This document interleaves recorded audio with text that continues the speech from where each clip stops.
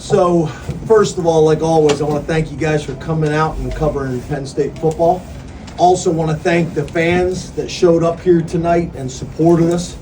That was really pretty cool to see. I guess a couple things that jump out to me right away. Just a gutsy win on the road against a team that's really trending in a real positive direction. Tough environment to play in. Just a gutsy win. You lose your starting quarterback, you lose your starting DN, you lose your starting offensive tackle.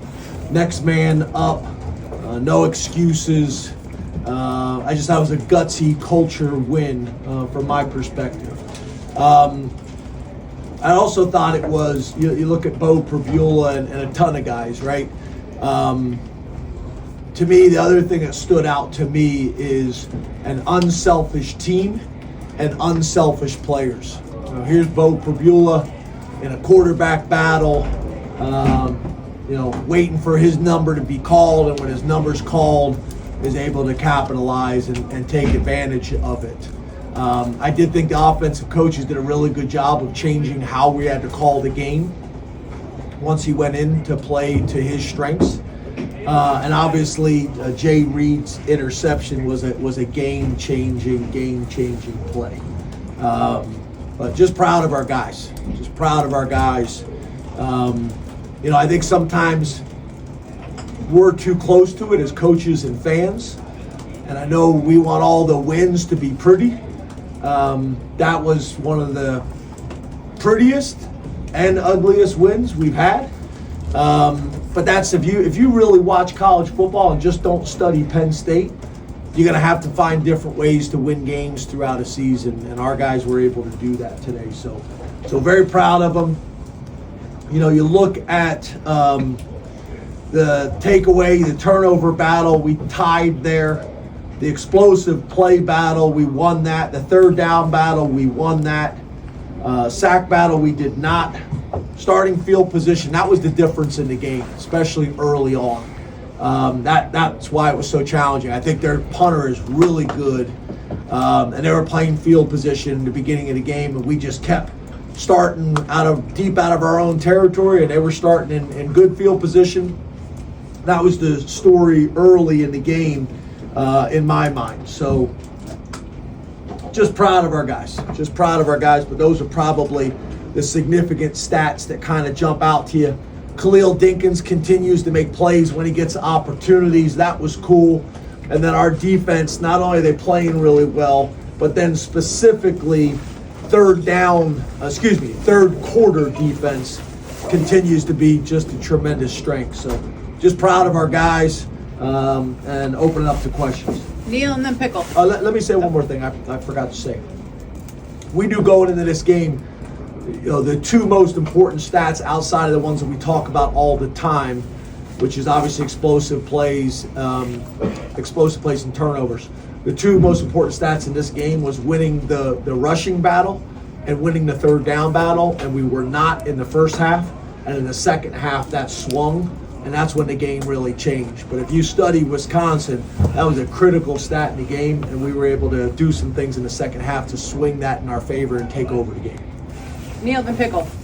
James, was it kind of precautionary with Drew? Could he have gone back in if needed? Yeah, as you know, and I know you got to ask the question, but I'm not going to get into a whole lot of medical stuff right now, especially when I don't have a whole lot of information. But I wouldn't necessarily describe it that way. It was. Is he going to be mobile enough to give us a chance to run the offense the way we need to run the offense? And it really came down to Drew. Once he came out, I felt bad because the woman asked me from TV, and I told her Drew was going and Nittany wasn't. And then after we got out there and they got loosened up, Drew told me he couldn't go, and then Nittany wasn't able to go. So it actually turned out to be the opposite of what I told her. But no, I asked him to be very, very honest with me, and he just didn't feel like he was going to be able to move well enough to go. And even like at the end of the half there, you saw, even throwing, was challenging.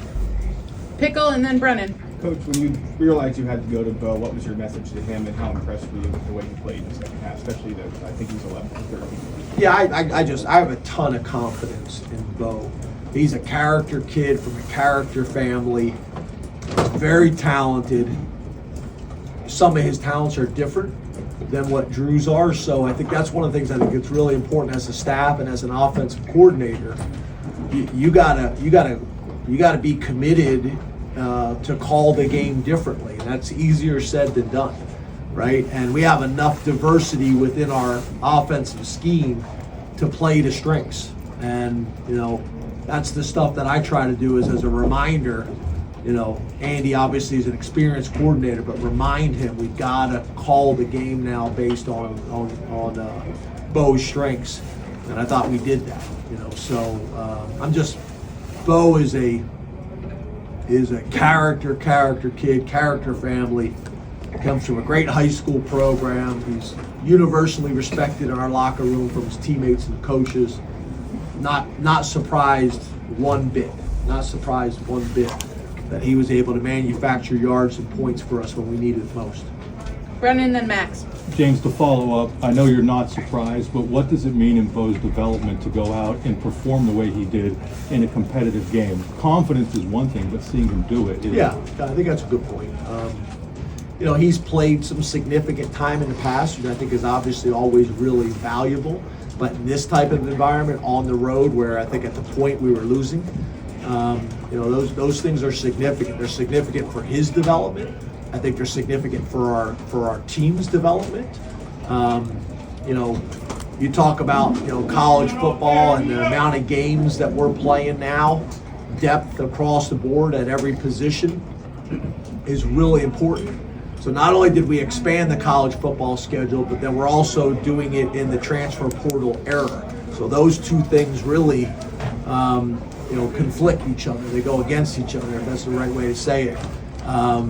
So that development of your roster and having character guys like that is more important than it's ever been, and I think it's more challenging than it's ever been.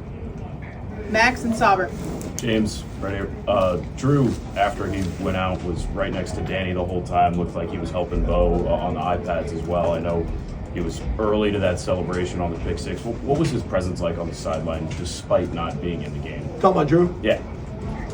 Yeah, I think that's the important thing. Again, that goes back to that unselfishness, right? Like Drew, you're a leader for us, and although you're not having the role that you imagined having, we need you. And how you carry yourself, how you conduct yourself, how you interact with your teammates, how you help Bo, all that is going to be critical. We're not going to be able to do this without you. So, really, really cool to see. But that was something we discussed in the locker room even before going out. Sauber, then Andrew. James, how did you feel like Bo's running ability opened things up for Katron and Nick in the second half too? Yeah, we've talked about that in the past, right? Like end of games last year where Bo would go in and a lot of people would be talking about how the running game, even inside zone, would open up a little bit more. I just think his threat, although Drew's doing a really nice job of it, his threat is different on the backside. And it forces the defense in the running game to defend the entire field. And it opens up seams. A lot of times it's even just playing without the ball. You come off that fake and you burst out of it, and that holds the DN, and that holds the outside linebacker, and that holds the backside safety, and it creates opportunities for bigger runs. Two more. We'll go Clay, then Todd. Coach, Jay Reed's pick six, offense played a lot better after that pick six. Do you feel the lead it gave you guys maybe a little bit of comfort with trying to get that offense in the rhythm? Yeah, I'm not sure about that. I thought you were going to say we should play him on offense and stuff like that. You could. I'm not sure about that. I mean, I think the point you're making is momentum, and I don't know if it necessarily was the lead. I would say it's probably more momentum. Momentum is a real thing, and I think that was a big play in the game to swing the momentum. And I think from that point on, we were really able to take control of the game. specifically on offense and defense. Last question, Todd. Coach, I want to ask you about Nick and his receiving ability out of the backfield. He scored a big touchdown against USC, obviously in overtime, and then the first one tonight, a great catch. When their teams are trying to take away Tyler, how big a weapon is Nick out of the backfield? Great to see his matchup issues. Yeah, it's probably the area he's improved the most. It's probably the area he's improved the most in his time at Penn State is as a receiver. I mean, that was a one-handed catch, a tough catch, and he's a matchup problem. If people are going to play.